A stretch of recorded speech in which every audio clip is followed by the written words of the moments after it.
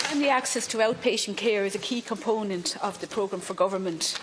Recent release figures from the National Treatment Purchase Fund are very, very worrying and very, very disappointing, especially in relation to outpatient waiting lists in excess of 18 months. And I'm just going to give two examples.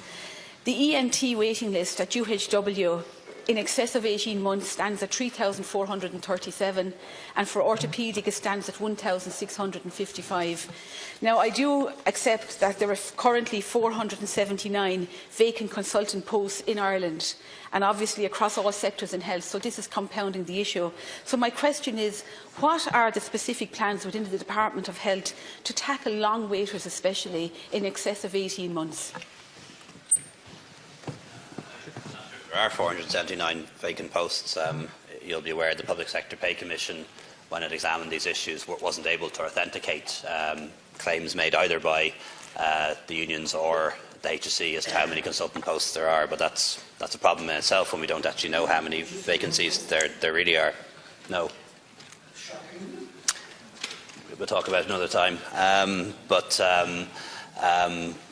to answer your question from the patient point of view, which is what really matters, we've made a lot of progress on reducing waiting times for operations and procedures. Lost some ground as a consequence of the nurses' strike, but the numbers of people waiting more than 12 weeks for an operation or procedure has been falling now for well over a year. At the end of last year, I think it was at a 4 or 5 year low. Lost a bit of time because of the nurse strike. We'll catch that up, but we're not making progress really on outpatients.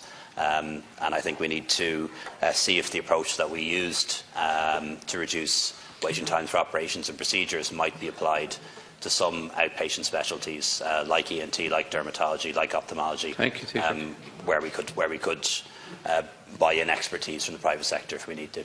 Deputy Niamh Smith.